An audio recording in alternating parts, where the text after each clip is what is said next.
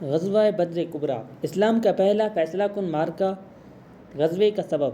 غزوہ عشیرہ کے ذکر میں ہم بتا چکے ہیں کہ قریش کا ایک قافلہ مکے سے شام جاتے ہوئے نبی صلی اللہ علیہ وسلم کی گرفت سے بچ نکلا تھا۔ یہی قافلہ جب شام سے پلٹ کر مکہ واپس آنے والا تھا تو نبی صلی اللہ علیہ وسلم نے طلحہ بن عبید رضی اللہ تعالیٰ عنہ اور سعید بن زید رضی اللہ تعالیٰ عنہ کو اس کے حالات کا پتہ لگانے کے لیے شمال کی جانب روانہ فرمایا۔ یہ دونوں صحابی مقام حورا تک تشریف لے گئے اور وہیں ٹھہرے رہے۔ جب ابو سفیان قافلہ لے کر وہاں سے گزرا تو یہ نہایت تیز رفتاری سے مدینہ پلٹے اور رسول اللہ صلی اللہ علیہ وسلم کو اس کی اطلاع دی۔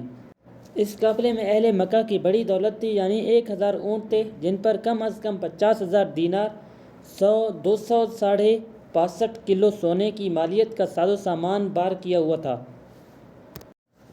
حالانکہ اس کی حفاظت کے لیے صرف 40 آدمی تھے۔ اہل مدینہ کے لیے یہ بڑا زرین موقع تھا، جبکہ اہل مکہ کے لیے اس مال فرادہ سے محرومی بڑی زبردست فوجی، سیاسی اور اقتصادی مار کی حیثیت رکھتی تھی۔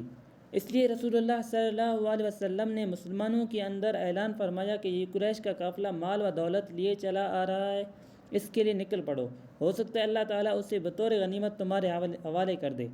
لیکن آپ صلی اللہ علیہ وسلم نے کسی پر روانگی ضروری نہیں قرار دی، بلکہ اسے محض لوگوں کی رغبت پر چھوڑ دیا، کیونکہ اس اعلان کے وقت یہ توقع نہیں تھی کہ قافلے کے بجائے لشکر قریش کے ساتھ میدان بدر میں ایک نہایت پرزور ٹکر ہو جائے گی۔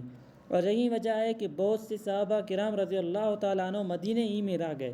ان کا خیال تھا کہ رسول اللہ صلی اللہ علیہ وسلم کا یہ سفر آپ صلی اللہ علیہ وسلم کی گزشتہ عام فوجی مہمات سے مختلف نہ ہوگا، اور اسی لیے اس غزوے میں شریک نہ ہونے والوں سے کوئی باز پرس نہیں کی گئی۔ بھائیو، آج یہیں تک کافی ہے اور اگلا پارٹ جلد ہی آ جائے گا انشاءاللہ۔ اس کے لیے اپنا ڈھیر سارا خیال رکھیے۔ اللہ حافظ۔